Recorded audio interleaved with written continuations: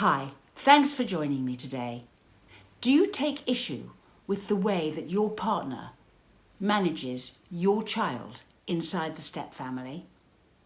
Are they taking a hand in discipline that you don't approve of? Do you find it difficult to tolerate when they tell your child off?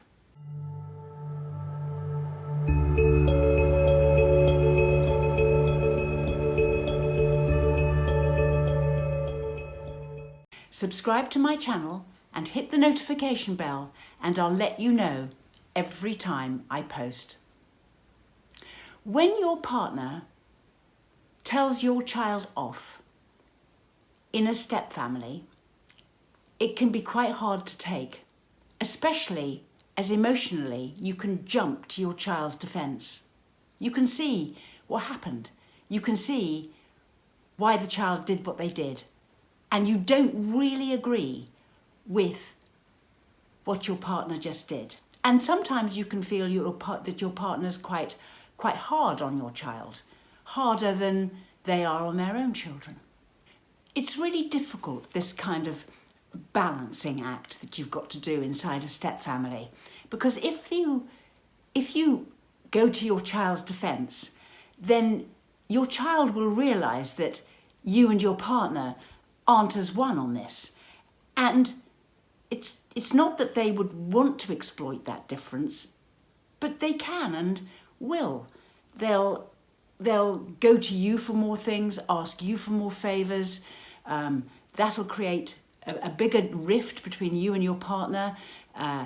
Your child won't go to your partner as much because they will fear being rejected or being told no or being dealt a stricter answer.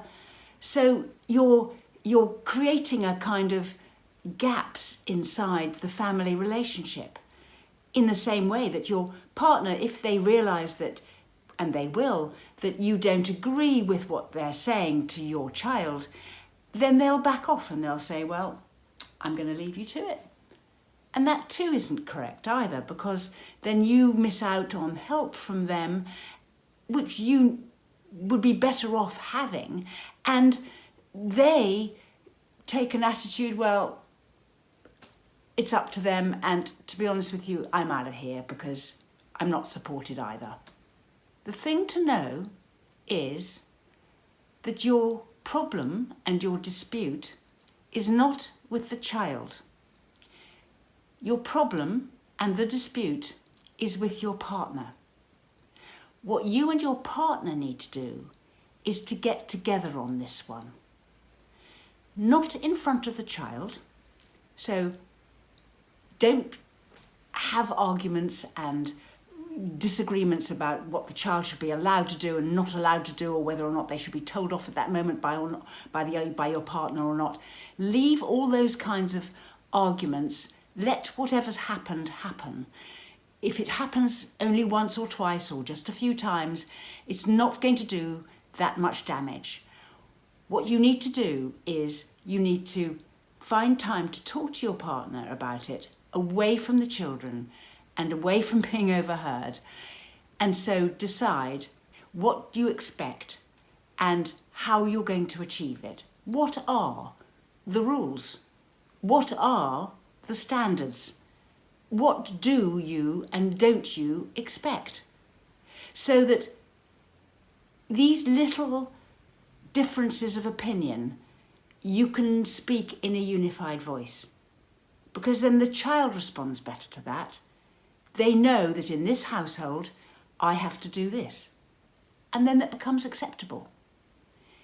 If you fall out with your partner over it, the child will be forever exploiting the situation. Sometimes they can do it, sometimes they can't. Sometimes they can do it when one adult is around, but not when the other adult is around. It's much better to come up with what you both expect and have it out with your partner. Now, you may not agree. Your partner may say, I don't agree with they should be allowed to do something. And you say, well, there's no harm in it. They've always been used to doing that, and I don't really want to change it. Now, that kind of discussion needs to be had until you can come to an agreement about what is and isn't acceptable. Because it is at that point when your partner is saying, I don't want that to happen, and you're saying, I don't mind it happening, is where the disagreement is happening that is causing the problem with the child. Even if you have to agree to disagree, it is better to come up with a sort of solution that you can both agree you disagree than to sort of disagree with them and then have it out with them in front of the child. Supposing you do agree to disagree, which is not a great solution, but supposing you do, then you can go to the child and you can say, generally speaking, we feel this should be happening in the house, but on the odd occasion, as a special treat or circumstance, you may be allowed to do it occasionally, in which case, come and ask either me or my partner if you can do it that way that day. So you're setting it up so the child knows that they're not allowed to do it most of the time, but they are occasionally, and if they ask, they might get a yes from either of you. But the important thing is that the child knows that you and your partner are in unison about it. So, when you disapprove of the way that your partner is managing your child, or disapprove of something they say to them or the discipline they're giving, it's a signal for you to have a conversation, probably more than one, with your partner. It's not about changing the child, and it's not about changing the child's behaviour. It's about you and your partner agreeing what's acceptable or not. It's very easy to say, I love my partner, I get on with him absolutely fantastically. Everything between my partner and I is absolutely fine. It's just the problems with the children, and my partner doesn't think this should be happening, and my partner doesn't think that should be happening, and that's where the problems are. But no, that means that you're not getting on fantastically with your partner. You're not agreeing with them. It's your partner that you've got this dispute with. It's not the way they are handling your child. It is the way that you have not come to an agreement with your partner about how to handle the child. And it's very important that you're both living in the same house, that both parents in the house can have a say in what goes on in the house.